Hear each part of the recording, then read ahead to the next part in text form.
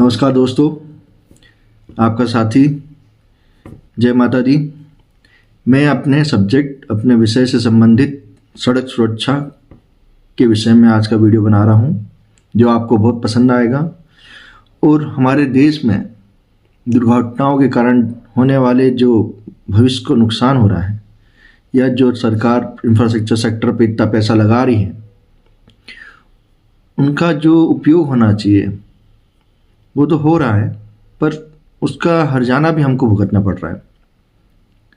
क्योंकि हम सड़क पे या हाईवे पे चलने के लिए तैयार नहीं हैं, या जो शिक्षित या शिक्षा चाहिए हमको, सड़क पे चलने का जो व्यवहार होना चाहिए वो हमारे पास नहीं है, जिसके कारण ये दुर्घटनाएं हो रही हैं। आपसे मैं एक रिपोर्ट है ministry and road transportation highways की, उसको लेके मैं आपसे चर्चा करूंगा आज। और आप कमेंट्स बॉक्स में बताइएगा कि इन दुर्घटनाओं का कारण क्या है और इसके लिए जवाबदार कौन है। तो आगे रिपोर्ट पे चर्चा करते हैं और जानते हैं। दोस्तों, ये road accident in India 2023 ministry of road transport and highways की रिपोर्ट है, जो कि रिलीज़ हुई थी, जो हिंदुस्तान में 2023 में दुर्घटनाएं हुई हैं उस पर बनी है।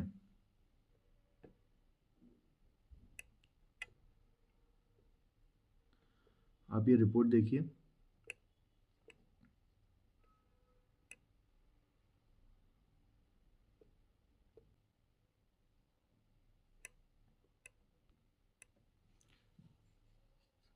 इसमें मैं आपको जो दिखाना चाह रहा हूँ,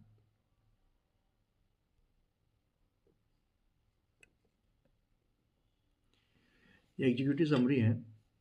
इसमें लिखा हुआ है कि the present volume of the road accident in India in 2023 the provides information on the various facts of road accident in the country during the calendar year of 2023.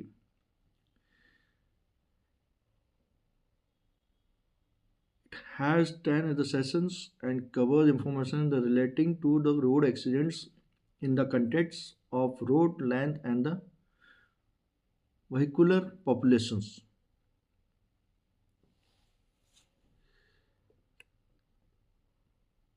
इसमें सबसे इम्पोर्टेंट चीज़ ये देखिए, the profile parameter of road accidents and fatalities by the category of road during 2023, the total of 4,80,583 accidents, 4,80,583 दुर्घटनाएं पूरे देश में हुई हैं, जिसमें 1,50,177 एक्सीडेंट्स नेशनल हाईवे पे हुई हैं और 1,05,622 स्टेट हाईवे पे, तथा अदर 2,24,744 दूसरी रोडों पे हुई हैं। ये सारा आंकड़ा ऑन रिकॉर्ड है। दुर्घटनाएं बहुत सारी होती हैं जो रिकॉर्ड में भी नहीं होती हैं, जो पुलिस डिपार्टमेंट में नहीं जाती या हॉस्पिटल में रिकॉर्ड नहीं होती। ये आंकड़ा वो है जो रिकॉर्ड हुआ है। आपको और बहुत इम्पोर्टेंट चीज़ बताना चाहता हूँ मैं।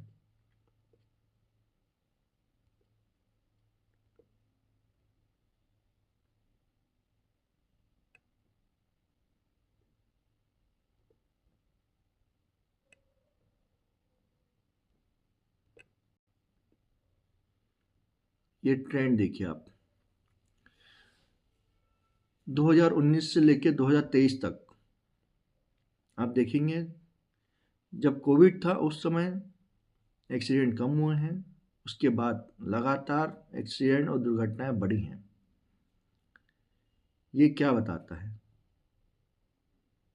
ये दुर्घटनाएं जो हैं, ये आंकड़े ये बताते हैं कि हम हाईवेज पे या रोड्स पे चलने का जो व्यवहार है हमारा, वो सही नहीं है।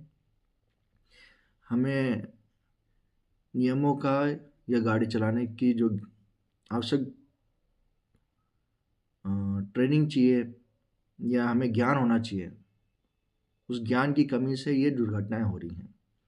क्योंकि इंफ्रास्ट्रक्चर सेक्टर पे तो गवर्नमेंट काम कर रही है और बहुत अच्छा काम कर रही है, इस बात को कोई भी नकार नहीं सकता।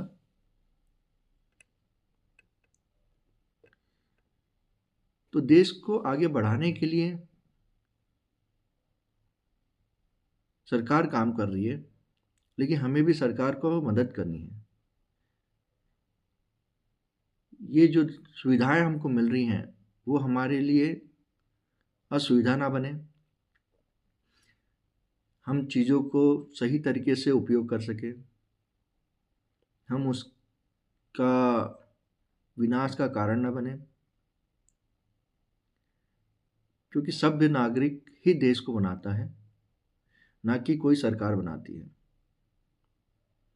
सरकार की बनाई हुई बहुत सारी स्कीम्स हैं, लेकिन उसमें सबसे अच्छी और सक्सेस स्कीम एक ही है, स्वच्छ भारत।